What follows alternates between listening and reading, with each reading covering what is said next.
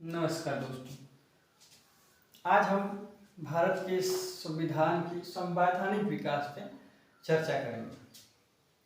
भारत का संवैधानिक विकास, भारत का कैसे संवैधानिक विकास हुआ, संविधान किसे कहते हैं या संविधान क्या है। संविधान वह वैधानिक दस्तावेज है जो उस देश की जनता के विकास व उसकी आकांक्षाओं को प्रतिबिंबित करती है।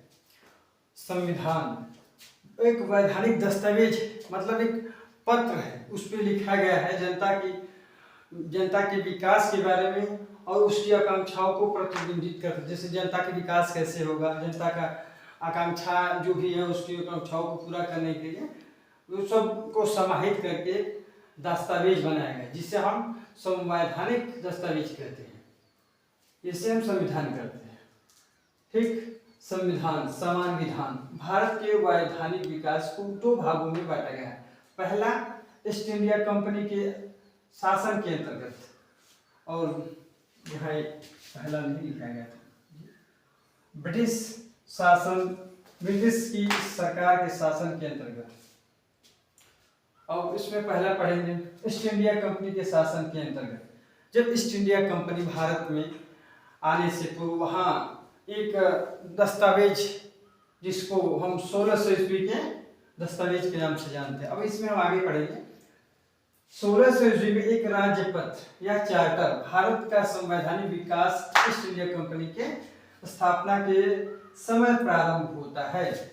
जब ब्रिटिश सरकार इंग्लैंड में 1600 ईस्वी में जब एक चार्टर पास किया, उसी समय भारत का संवैधानिक विकास ईस्ट इंडिया कंपनी के स्थापना के साथ प्रारंभ हुआ या उसके समय प्रारंभ हुआ।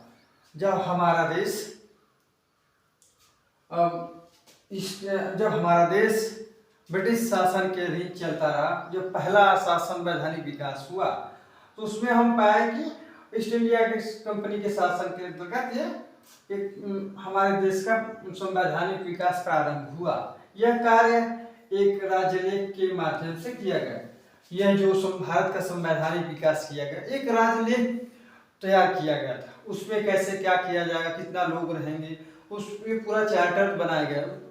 उसी के आधार पर यह कार्य एक राजलेख है, ठीक, राजलेख के माध्यम से किया गया, इसलिए इसे 1600 ईस्वी का राजलेख कहा जाता है। ये चार्टर कब आया था? 1600 ईस्वी में आया था, इसीलिए इसका नाम 1600 का राजलेख कहा जाता है। इस राजलेख के माध्यम से ही महारानी एलिजाबेथ प्रथम ने 31 दिसंबर 1600 ईस्वी को ईस्ट इंडिया कंपनी की स्थापना करके उसे एक पूर्वी देश में 15 वर्ष के लिए व्यापार का अधिकार प्रदान किया। भारत आने से पहले व्यापारी इसका यह कार्य राजलेख के माध्यम से किया गया। जब ये चार्टर आ गया, चार्टर के माध्यम से वैधानिक विकास का कार्यक्रम चालू किया गया। ये वैधानिक विकास एलिजाबेथ जो प्रथम चिमांग थी, उसने या उनके द्वारा 31 दिसंबर 1600 ईस्वी को ईस्ट इंडिया कंपनी की स्थापना की गई।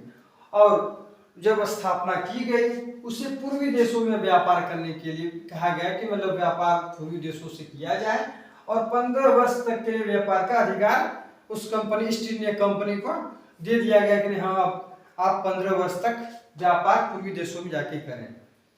और इसके स्थापना के समय इसकी पूंजी 33,130 पाउंड थी।